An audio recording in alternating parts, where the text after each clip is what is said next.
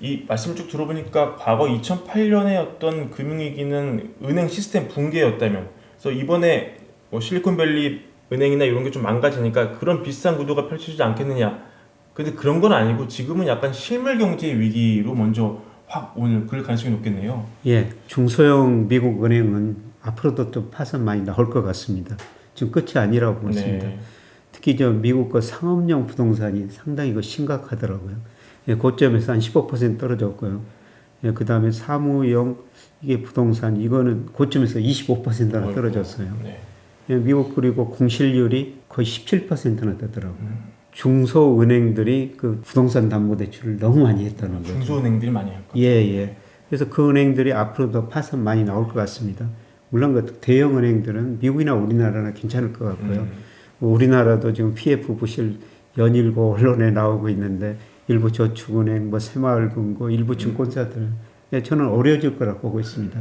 근데 이게 큰 은행은 그래도 예, 리스크 관리를 그동안 잘해왔기 때문에 큰 은행까지 시스템 리스크까지는 안 갈 것 같다 이렇게 보고 있습니다. 이 와중에 금값이 사상 최대치를 찍은 것도 좀 의미가 있을 것 같은데 어떻게 보셨습니까? 저는 뭐 계속 그 금은 사셔야 된다, 한 10% 안팎 투자 자산에 사셔야 된다 이런 말씀을 계속 드리고 있습니다만 금값을 결정하는 게 가장 중요한 게 미 달러 지수고 미 국채예요. 미 국채 수익이 떨어지거나 달러 지수가 떨어지면 금값이 올라가죠. 뭐 금은 달러로 표시되니까 상대적으로 그렇죠. 달러치 떨어지면 금값이 오를 수밖에 없고요. 예, 그런데 제가 금값을 결정하는 요인이 뭐 달러 지수도 있고 세계 유동성도 있고 물가도 있는데요. 그런 해기식으로 추정해 보니까 달러 지수가 1% 떨어지면 금값이 1% 오르게 되거든요. 정반대네요. 완전. 예. 그런데 달러 지수가 작년 10월에 114까지 갔다가 최근에 102 안팎으로 10% 이상 떨어졌지 않습니까? 달러 지수 하락이 금값 상승의 주요한 요인이다. 예, 그리고 저는 뭐 1, 2년 이내에 달러 지수가 한 20% 정도 더 떨어지리라고 보고 있습니다. 네. 예, 그거는 미국의 대내 불균형이 너무 심하게 됐기 때문이라고 보는데요. 달러 지수가 20% 떨어지면 앞으로도 금값은 20%더 오를 수가 있다는 것입니다. 뭐 제가 이런 말씀을 드린다고 해서 당장 지금 금 사시기는 아니고요. 예. 예, 지금 사실 그 사상 최고치에 근접했지 않습니까? 뭐 조만간 한 번 더 조정을 보이리라고 보고 있어요. 예, 그런데 달러 가치가 떨어지고 금값은 저는 장기적으로 오른다. 요새 보니까 비트코인 가격도 많이 네. 올랐더라고요. 좀 4천만 원 찍었더라고요. 이제 다시. 예, 비트코인도 결정 요인을 분석해 보니까요. 금하고 거의 비슷해요. 달러 지수하고 미 금리거든요. 달러 지수가 떨어지고 미 금리가 떨어지면은 비트코인 가격이 올랐다는 거죠. 근데 달러 지수 떨어지고 앞서 말씀드렸습니다. 미국 국채 수익률이 4.2%까지 올랐다가 지금 3.4% 안팎에서 움직이고 있습니다만은 뭐 시간을 두고 미국 경제 성장이 낮아지면서 뭐 1, 2년 내 2% 가라리라고 보고 있거든요. 그러면 달러 지수도 떨어지고 국채 수익률 떨어지면 금값도 오르고 저는 비트코인 가격도 오를 수가 있다는 겁니다. 저 금리 얘기 말씀하셔서 조금 추가로 여쭈면은 그 미국 금리는 내년 말에 기준금리가 한 2%까지 갈 수 있다 이렇게. 예, 내년 말에 그 정도까지 갈 수 있다고 보고 있습니다. 네. 근데 미국 경제 올해 1% 안팎 성장하면은 실제 GDP가 잠재 GDP 밑으로 2% 정도 떨어지거든요. 예, 그리고 물가 상승률이 저는 4분기에 가면은 3% 초반까지 떨어지라고 보고 있어요.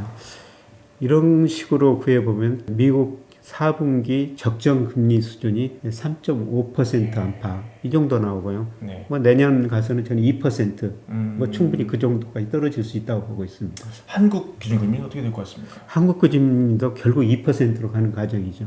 우리 경제도 올해 이번에가 IMF가 1.5% 내리고 그렇죠. 한국은 1.6% 했다가 그것보다 좀 낮을 것 같다. 이번 금통에서 그런 이야기를 했습니다만 0.8에서 1% 사이라고 보고 있어요. 더 비관적으로 보시는군요. 예, 그렇습니다. GDP를 구성하는 소비는 좀 증가할 수가 있지만 수출이 지금 큰 폭 감소하고 있죠. 기업들 미래가 불확실하니까 별로 투자를 안 하고 있어요. 며칠 전에 한국에서 자금순환이라는 걸 발표했는데요. 거기 보니까 우리 기업들이 가지고 있는 현금성 자산이 936조 원이나 됩니다. 현금이 엄청 많다는 것이죠. 근데 왜 이렇게 현금을 많이 가지고 있느냐? 미래가 불확실하니까 아직 투자를 안 하고 있다는 겁니다. 예. 그래서 미래에 대한 불확실성이 좀 거치면 그 돈 가지고 투자할 텐데요. 올해는 아닌 것 같습니다. GDP를 구성하는 소비도 주로 약간 증가하고 그 다음에 수출, 설비 투자가 감소하면서요. 아마 올해 1% 정도 성장하면 저는 잘한 성장이다. 예, 그리고 물가도 소비자 물가도 연말 가면은 2% 중후반까지 떨어지라고 보고 있습니다. 뭐 그렇게 되면 우리 적정 금리는 미국보다 훨씬 더 낮아지죠. 그래서 저는 4분기에 우리도 금리를 인하할 수 있다. 우리가 먼저 인하할 거라고 저는 보고 있습니다. 아, 예, 사실 우리가 먼저요? 예, 더 벌어지겠네요, 그러면. 예, 이번 금리 인상 사이클 보면은 우리가 먼저 올렸죠. 그렇죠. 우리가 2021년 8월부터 올렸거든요. 맞습니다. 그때 0.5에서 계속 먼저 올리고 그 다음에 미국이 작년 3월부터 올렸죠. 네. 우리가 먼저 내리라고 보고 있어요. 아까 말씀드렸지만 미국 사람들이 우리 채권 가지고 있는 거는 별로 없다. 예. 중국 사람들이 많이 가지고 있다. 예, 이런 의미에서 보면은 뭐 채권 시장에서 그리고 전체 우리 채권 가지고 있는 외국인 비중이 9%밖에 안 되거든요. 예. 한국 채권이 왜 이렇게 인기가 없습니까, 교수님? 앞으로 좀 더 사기는 살 것 같습니다만은. 네. 예, 글쎄요, 외국인들이 아직 한국 채권에는 그렇게 관심을 안 가진 것 같습니다. 채권 얘기 나온 김에 우리 일본 얘기도 하나만 추가 좀 여쭙겠습니다. 얼마 전에 새로 이제 일본의 총재가 된 우에다 예. 님이 그 전임 그 총재의 정책을 그대로 계승하겠다, 계속 초완화적인 정책으로 가겠다고 이제 얘기를 했는데 지속 가능한 얘기일까요? 결국은 일본도 물가에 달려 있는 것 같습니다. 그런데 일본이 그동안 장기가 디플레에 빠져가지고 물가가 떨어졌지 않습니까? 근데 올해 들어서 소비자 물가가 뭐 거의 4% 안팎까지 오르고 있어요. 그렇죠. 이렇게 물가가 오르다 보니까 일본에서는 그동안 엔강세를 유도해가지고 수입 물가를 떨어뜨려가지고 물가 안정을 좀 도모하자. 근데 그게 별로 효과가 아직은 없는 것 같습니다. 물론 엔이 140엔 넘었다가 132엔 안팎에서 움직이고 있습니다만 뭐 엔화 가지고 물가를 잡기는 힘들고요. 예, 결국 저도 어느 정도 일본도 뭐 정말 그 안화 정책, 통화 정책을 그렇죠. 썼었죠. 예, 그런데 기준금리는 단기적으로 오르기는 힘들겠지만 일드 커브 컨트롤이라고 그러지 않습니까? 일본 10년 국제 수익률 0%를 목표로 삼았고 그 상하 범위를 0.25에다가 이제 얼마 전에 0.50% 올렸습니다만은 이거를 저는 1% 정도는 올릴 가능성이 있다고 보고 있습니다. 좀 더 룸을 넓혀놓는군요. 예. 그러면서 어느 정도 그 통화 긴축 신호를 보내지 않을까 그렇게 보고 있습니다. 부동산 시장 예측도 조금 여쭙겠습니다. 부동산 시장이 일부 반등하고 있다 이런 지표가 약간은 나오고 있는데요. 뭐 어떻게 아직은 추세 전환은 아니라고 보시는 거죠? 예, 저는 뭐 추세 하락에서 약간 반등이라고 보고 있는데요. 우리나라 그 최근 그 부동산 가격 보면은 오르기 한 최근 2년 동안 급하게 올랐습니까? 네. 근데 그 급하게 오른 부분은 떨어졌더라고요. 제가 그 금리는 떨어진다고 말씀을 드렸습니다만은 근데 보통 금리하고 부동산 가격하고 그냥 일방적으로 생각하시는 견해들이 많은데요. 금리가 그렇죠. 오르면은 부동산 가격이 떨어진다. 금리가 떨어지면 오른다. 예, 그렇죠. 물론 금리가 집값을 결정하는 중요한 요소 중 하나인데요. 예, 제가 그 집값을 결정하는 요소 보니까 금리뿐만 아니라 대출 금액, 그 다음에 경기 이런 것들이 있는데요. 초기에는 금리나 대출 금액 이런 것들이 집값에 영향을 많이 줘요. 네. 예, 그런데 집값을 결정하는 요소 보니 경기를 나타내는 동행주 순환 변동치가 훨씬 더 영향을 많이 주고 있거든요. 그런데 우리 동행주 순환 변동치 현재 경기를 나타내는 대표 지표인데요.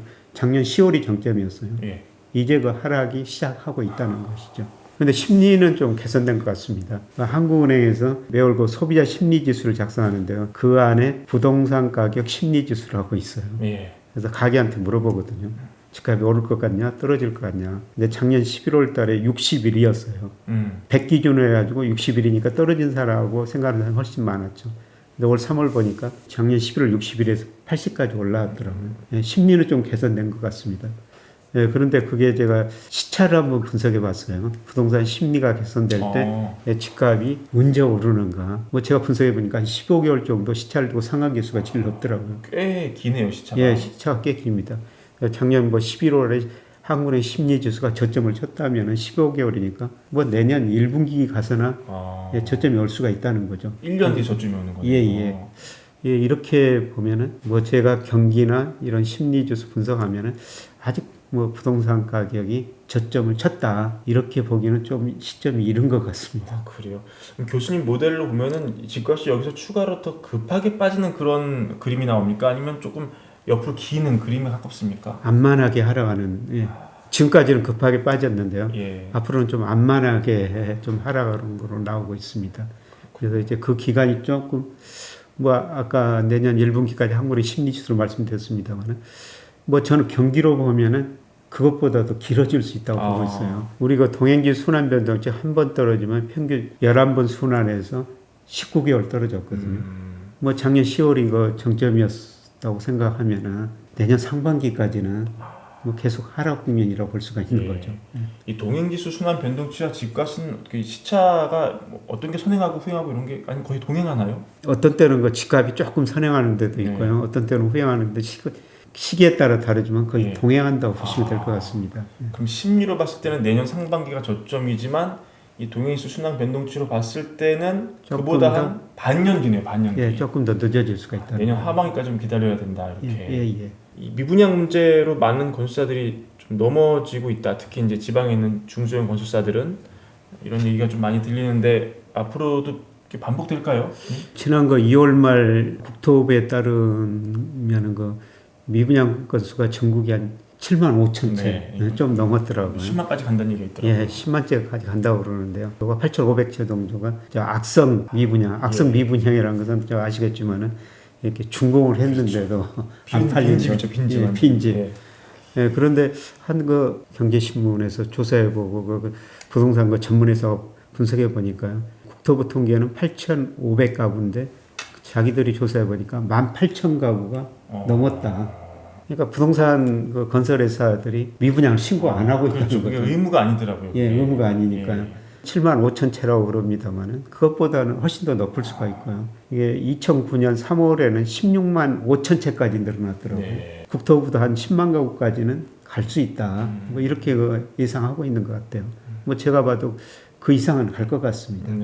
이게 정부가 좀 사주기를 기대하고 있는 것 같은데요. 원장관께서는 아직 뭐 전혀 생각이 없다고 얘기를 하시고 있어요. 그러니까 2009년 그 16만 채 갔을 때 그때는 정부가 좀 사줬더라고요. 예, 그런데 지금 정부가 뭐 사줄 시기는 저도 아니라고 생각하고 있고요. 우리가 요새 저 반도체 가격 수요보다 공급이 초과하니까 가격 떨어지고 싸게 팔 수밖에 재고를 처리해서 모든 상품이 싸게 처리할 수밖에 없지 않습니까? 저는 부동산은 조금 뭐 다른 상품이라 생각합니다만 재고가 쌓였으면은 뭐 건설회사들도 좀 싸게 팔아야죠. 그렇죠. 그리고 나서 이제 정부한테 청 어려우면 요구할 수 있습니다만 지금은 뭐 건설업자들이 정부한테 좀 사주라고 그럴 단계는 아니라고 보고 있습니다.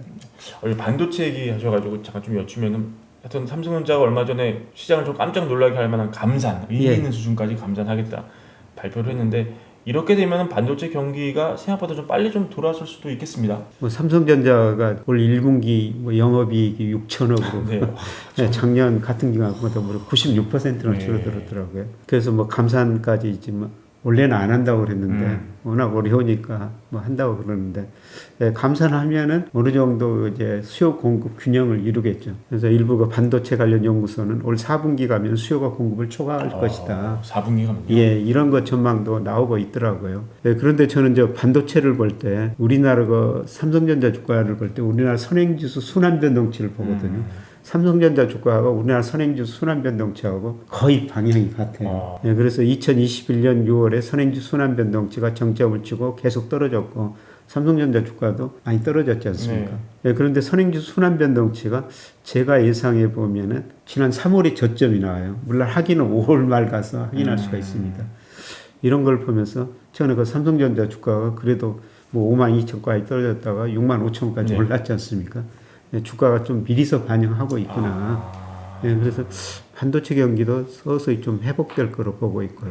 근데 사실 그 반도체가 우리 경제 삼성전자만 중요한 게 아니라 우리 수출에서도 2018년 한때 20%를 차지했거든요. 작년에 보니까 18%로 줄어들었고 올 그 1월에서 3월까지 보니까 거의 12%로 비중이 급락해 버렸더라고요. 근데 삼성전자가 뭐 2분기 후반 3분기 가면서 반도체 가격이 떨어지는 폭이 축소되거나 조금 오르면은 뭐 삼성전자가 이익이 늘어날 뿐만 아니라 우리 수출도 마이너스 폭이 많이 줄어들겠구나 이런 생각을 한번 해봤습니다. 알겠습니다.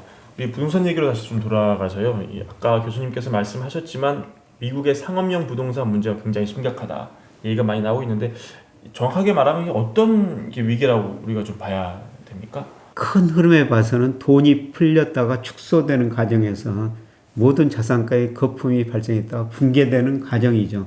그래서 자산가의 거품이 붕괴되니까 채권 시장이 붕괴되니까 네. 실리콘밸리 은행 같은 게 파산 상태에 접어들었고요. 그 다음에 상업용 부동산 집값이 떨어지면은 지금 미국의 중소은행은 10,000개가 넘는다는 겁니다.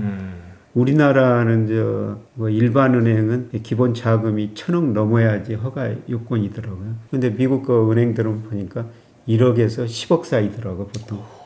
우리 돈으로. 작습니까? 네, 그리고 전산 시스템 인원만 갖춰놓으면 은행 허가를 내준대요. 투자자문사 거의 내는 수준이네요. 네, 그렇죠.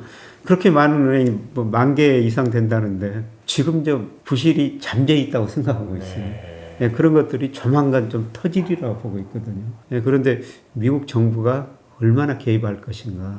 우리가 경제 위기를 겪었을 때 미국 주도로 IMF가 우리나라한테 얼마나 혹독한 처방을 내렸습니까? 20% 고금리에. 네, 그때 제가 홍 기자님보다 더 젊었을 때였었습니다만 IMF 처방이 너무 가혹하더라고요. 네, 그래서 제가 그때는 이름이 전혀 안 알려진 상태였는데 밤새 고민하다가 IMF 처방 가도하다가 그냥 매일경제로 칼럼을 하나 보냈어요. 예. 제 이름이 전혀 세계상에 안 알려져 있었습니다.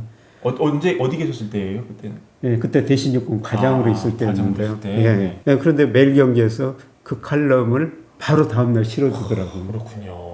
네. 파장이 좀 컸습니까?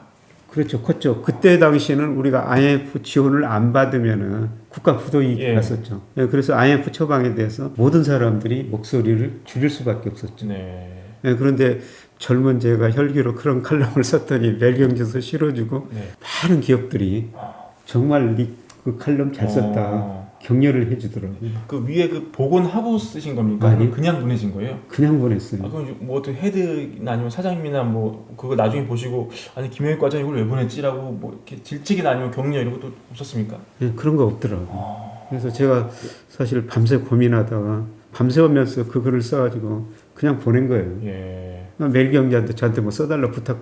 그때 그런 나이도 아니었었고 이름도 안 가졌었고 근데 매일경제가 딱 실어줘가지고 그만큼 미국이 우리한테 혹독한 구조조정을 요구했다는 겁니다. 금리 20%까지 올리면서. 네, 그런데 자기들은 보니까 2008년 GM이 파산 상태 가니까 구해줬죠. 그리고 이번에 보니까 일부 은행들 예금 보장 한도가 25만 달러인데 그거를 전액 보장해 준다. 맞습니다. 이런 식으로 정부가 개입한 거 보고 야 우리한테 그렇게 혹독한 처방을 내렸던 IMF 미국이 왜 자기들은 저럴까 그래서 그런 생각이 들어요. 네. 이번에도 아무래도 팔은 안으로 굽는다고 IMF도 미국에 대해서 굉장히 관대한 그런 처방을 낼 확률이 높겠죠, 교수님? 예, 그래서 우리식 처방이라면은 IMF가 지금 미국 이런 처방 내린 걸 반대했어야죠. 예, 알겠습니다. 마지막 질문이 우리 마음 놓고 서울에서 집 사도 되는 시기에는 언제쯤 올 거라고 생각하세요? 였는데 아까도 답변을 좀 해주신 것 같습니다. 이 심리로 봤을 때 내년 상반기, 동행인수 순환 변동치로 봤을 때는 내년 하반기 이후 이렇게 되겠네요, 그렇죠? 내년이 뭐 마음 편하게 살 시기가 아닌가 그렇게 생각하는데요. 예, 그렇다고 과거처럼 집을 그 투자재로 생각해서는 안 될 것 같습니다. 그동안 뭐 인구 고령화, 가계 부채, 뭐 금리 이런 것들이 집값을 떨어뜨린다고 했는데요. 그동안 집값이 재작년까지 올랐던 거는 소득이 증가했고요. 예, 그 다음에 가구 수가 꾸준히 증가했기 때문입니다. 예, 그런데 우리나라 잠재 성장률이 제가 추정해 보니까 지금 2%에서 1% 후반으로 떨어지고 있거든요. 소득 증가 속도가 둔화될 거라는 겁니다. 그리고 서울의 경우는 통계청 추계에 따르면 2029년이 가구수가 정점이에요. 그 이후로 가구수가 계속 줄어든다는 거죠. 뭐 좀 남아 있습니다만 이런 통계들을 볼 때 우리나라 집값이 2009년부터 사실 2021년까지 거의 10년 넘게 특히 마지막 후반부에서 급하게 올랐는데요. 앞으로 집값이 그렇게 많이 오르기는 굉장히 힘들 것이다. 이렇게 보고 있습니다. 알겠습니다. 오늘도 참 교수님 모시고 굉장히 인사이트 있는 얘기 많이 나눠봤는데요. 마지막으로 정리 말씀 하나만 부탁드리고 오늘 인터뷰 마무리하도록 하겠습니다. 뭐 작년에 보니까 우리 그 가계 자산 중에서 주식 비중이 19.7%로 많이 떨어졌더라고. 재작년에 23%까지 갔었어요. 예, 그런데 그 뭐 재작년에는 뭐 제가 뭐 주식시장에서 뭐 비관적인 말씀을 많이 들었습니다. 그때는 제가 보는 명목 GDP에 그 다음에 일평균 수출 금액 뭐 유동성에 비해서 20-30% 가대평가됐거든요. 그런데 올해 지금 보니까 주가가 뭐 2,500, 2,600 근처까지 가고 있으면 아직도 20% 안팎 저평가된 상태거든요. 그래서 제가 3분기에는 조정이 올 것이다 이런 말씀을 드렸습니다만, 저는 주식 비중이 줄어든 게 좀 안타까워요. 이럴 때일수록 주식시장에 더 관심을 가져야 되고요. 그 다음에 은행금리 작년에 5%에서 최근에 3.5%로 떨어졌습니다만 저는 머지않아 2% 진입 다시 하리라고 보고 있어요. 은행예금 가지고는 우리가 46%를 은행예금에다 맡기고 있는데 충분히 그 노후를 대비한 준비를 하기에는 은행예금 가지고는 쉽지 않다. 주가가 저평가되어 있기 때문에 이런 식의 오히려 주식시장에도 좀 관심을 가지시는 게 좋지 않을까 이런 말씀 드리고 싶습니다. 알겠습니다. 저 오늘 교수님 말씀 감사드리고 다음 기회에 또 한번 모셔가지고 좋은 말씀 들어보도록 하겠습니다. 감사합니다. 네, 고맙습니다.